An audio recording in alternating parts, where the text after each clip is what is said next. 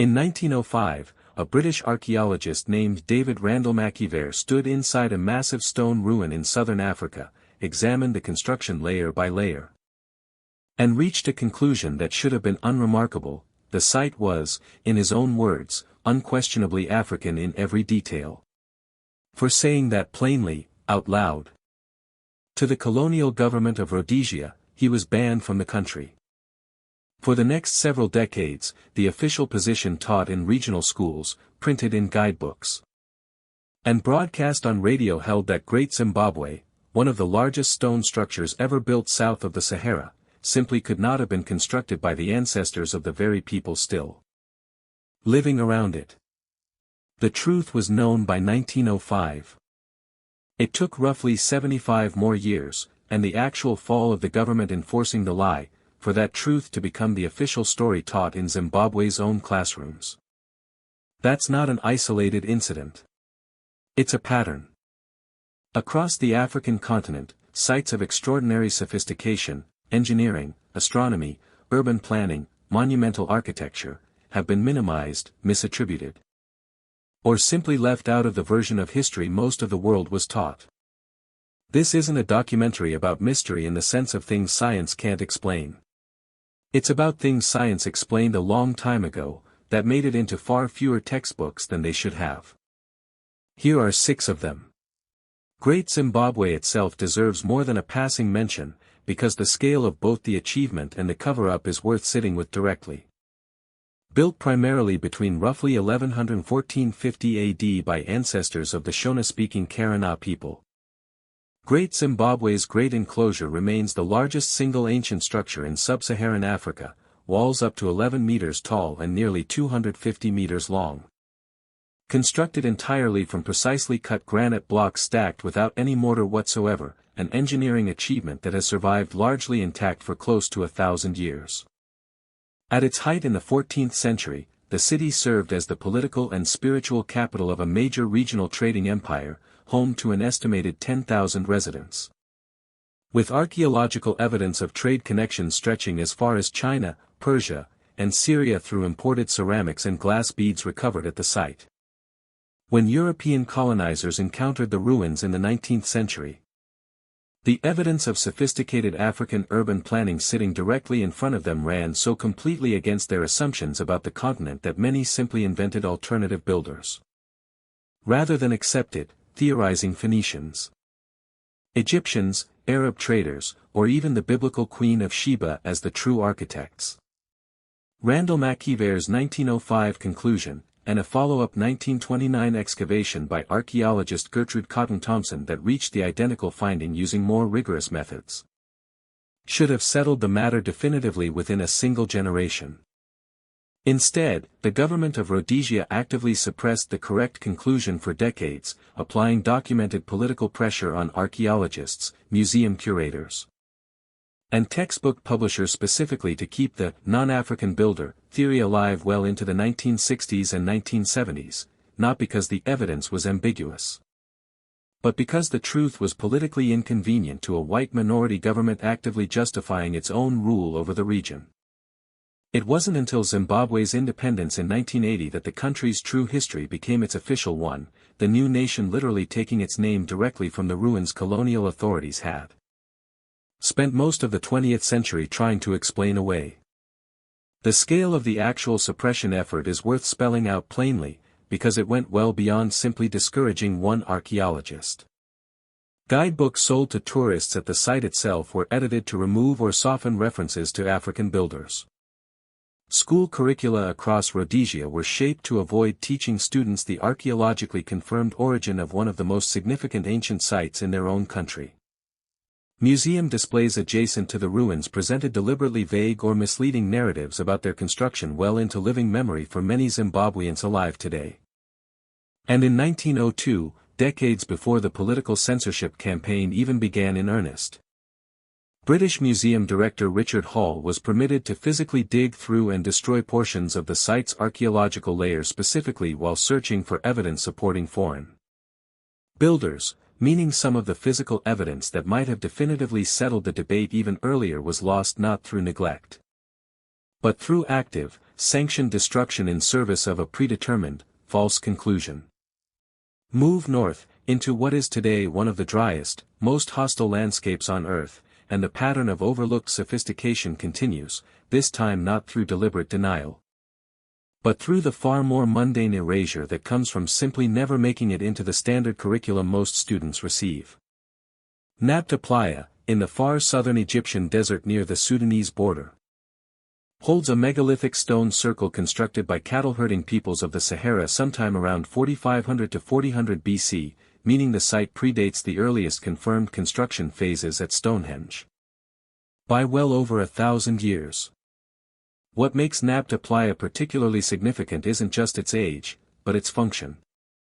Archaeoastronomers studying the arrangement have identified sight lines within the stone circle that appear deliberately aligned with the summer solstice sunrise, alongside additional stone alignments that some researchers argue may have tracked specific stars, suggesting the site functioned as a working astronomical calendar built specifically to help a cattle-herding society track seasonal changes critical to their survival in an increasingly arid, unpredictable environment. Beyond the stone circle itself, Nabta Playa's surrounding archaeological complex includes megalithic alignments, elaborate cattle burial sites. Cattle appear to have held genuine religious and social significance for this population, well documented through the careful ceremonial construction of burial chambers for individual animals, and evidence of what researchers believe may represent some of the earliest organized social and religious structures anywhere in Africa. Despite predating Stonehenge, despite representing genuine archaeoastronomical sophistication from a sub-Saharan African cultural tradition, Nabta Playa remains, even now, dramatically less recognized in mainstream global history education than its comparably aged, far more famous British counterpart, a gap in public awareness that has far more to do with which continent built it than with the actual scientific or historical significance of what was built. Continue south along the Nile, past Egypt's border into modern Sudan, and you arrive at a genuinely startling statistic most people encountering it for the first time assume must be a mistake. There are more pyramids in Sudan than in Egypt. These are the pyramids of the Kingdom of Kush, an ancient Nubian civilization that flourished for well over 1,000 years along the Nile south of Egypt, reaching its most famous peak during the 25th dynasty, when Kushite pharaohs conquered and ruled over Egypt itself for roughly a century, becoming what historians now generally refer to as Egypt's Black Pharaohs. Long before and long after that period of direct rule, Kush operated as a sophisticated, independent civilization in its own right, developing its own writing system, Meroitic script, which remains only partially deciphered by modern linguists to this day. Alongside advanced ironworking industry significant enough that the Kushite capital of Meroe has sometimes been described by archaeologists as an ancient center of iron production comparable in scale to other major ironworking centers of the ancient world. The Nubian pyramids themselves, concentrated primarily at the sites of Meroe, Nuri, and El Kuru, number over 250 confirmed structures, significantly more than survive in Egypt itself, though generally smaller and steeper in profile than their more famous northern counterparts.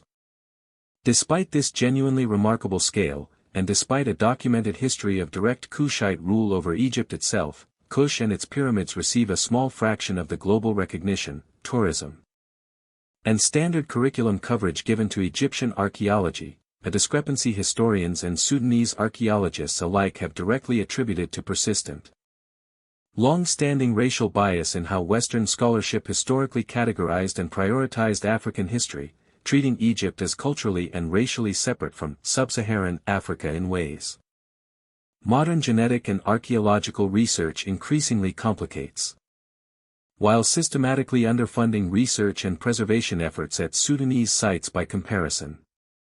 The practical consequences of that underfunding are visible on the ground even today.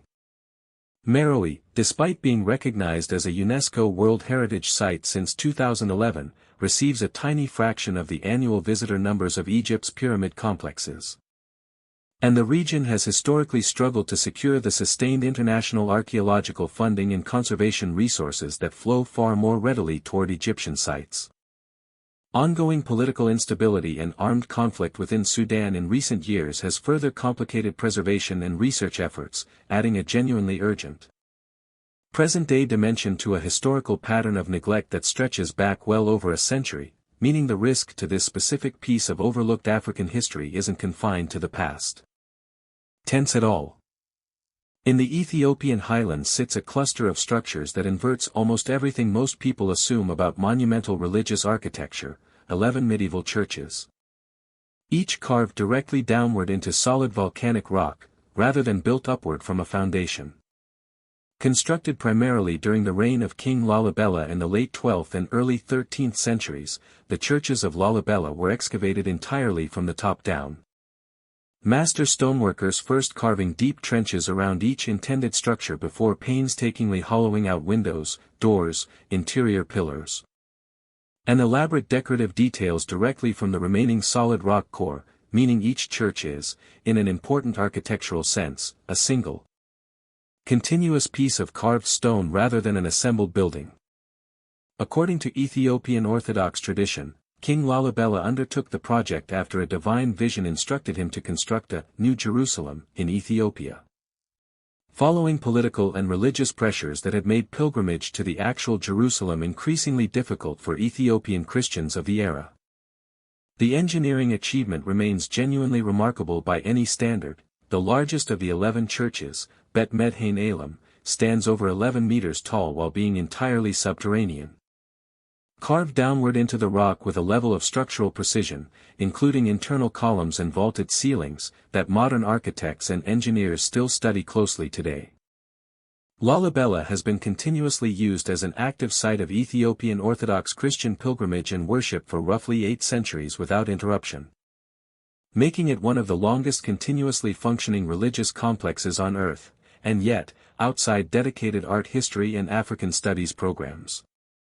Lalibela rarely receives anywhere near the standard curriculum coverage given to comparably significant medieval religious architecture in Europe or the Middle East. Despite UNESCO recognizing it as one of the most extraordinary architectural achievements of the medieval world. Deep within the Algerian Sahara, in a rugged plateau region called Tassili Niger, more than 15,000 individual rock paintings and engravings cover cave walls and rock shelters scattered across an area roughly the size of a small country, a body of prehistoric art so extensive that UNESCO has described it as one of the most important collections of rock art anywhere in the world. What makes Tassili Niger genuinely startling isn't simply the volume of art, but what the art itself depicts.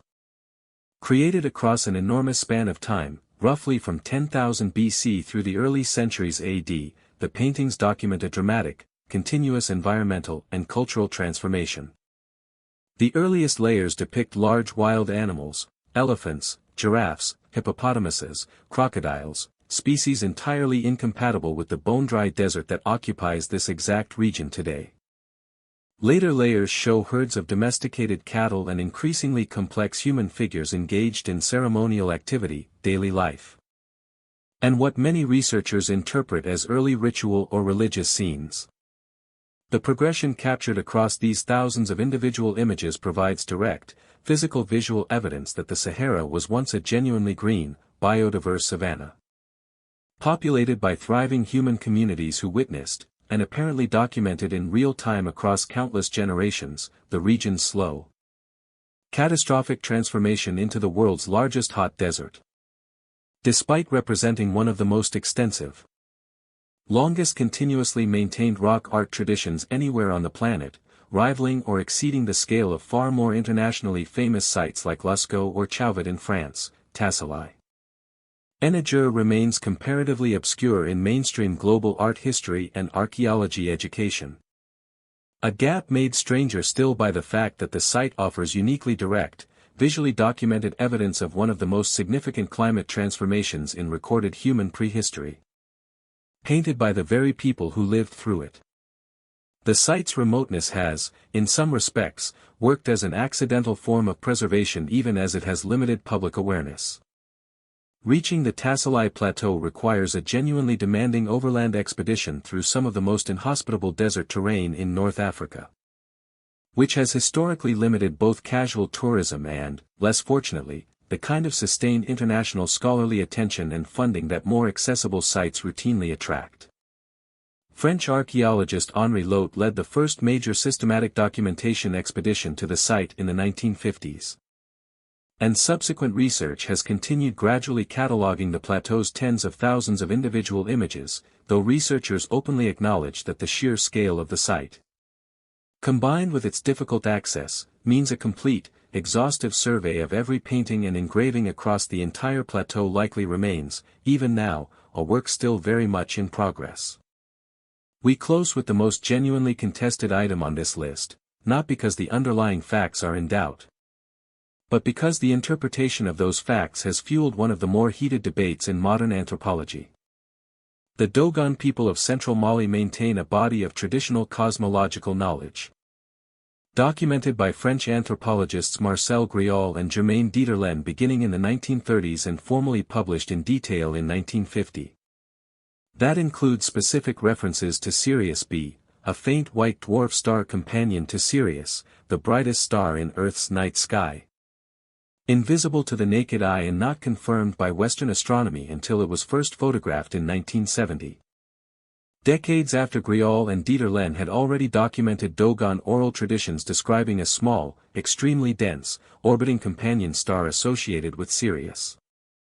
According to the anthropologist's published account, Dogon cosmological tradition also included specific claims about the star's orbital period, details that, if accurately and independently transmitted through pre-existing oral tradition rather than through outside contact, would represent a genuinely startling case of traditional astronomical knowledge anticipating a formal Western scientific discovery by decades. The claim has been fiercely debated ever since. Skeptical researchers, most prominently astronomer and writer Ian Ridpath along with anthropologist Walter van Beek, have argued the specific Sirius B details may reflect contamination from earlier 20th century contact with European visitors, missionaries, or even Griaule's own research team, rather than genuine, independently preserved ancient tradition. And Van Beek's own later fieldwork among the Dogon reportedly failed to independently replicate several of Griaule's original specific claims. Defenders of the original research, and many within Dogon communities themselves, maintain the tradition reflects genuine, independently preserved astronomical knowledge, and point to broader, well-documented histories of sophisticated indigenous astronomical observation across multiple African cultures as context, making the claim less implausible than skeptics suggest.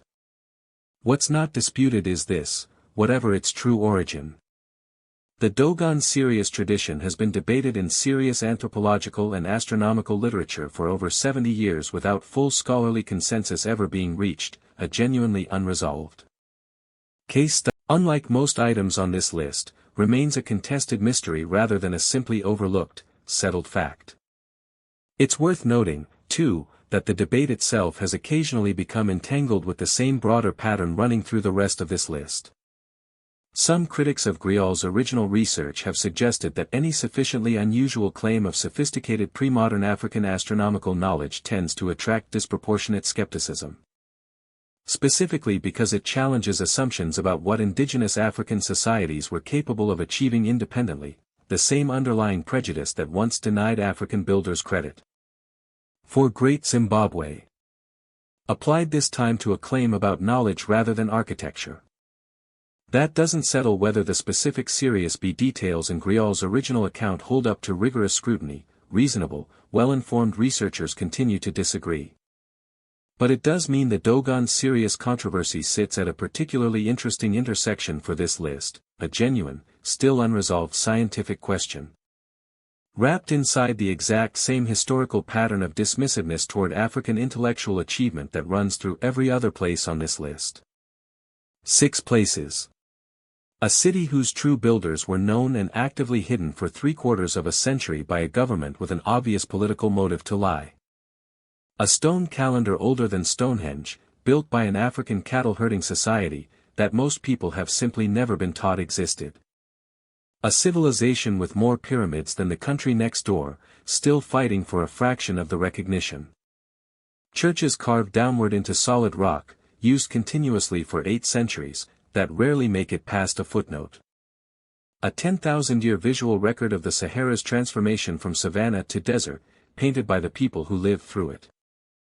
And a genuinely unresolved anthropological puzzle that's been argued over for 70 years, involving knowledge of a star no one should have been able to see. None of these are secrets in the sense that no one knows about them. Archaeologists know. Historians know.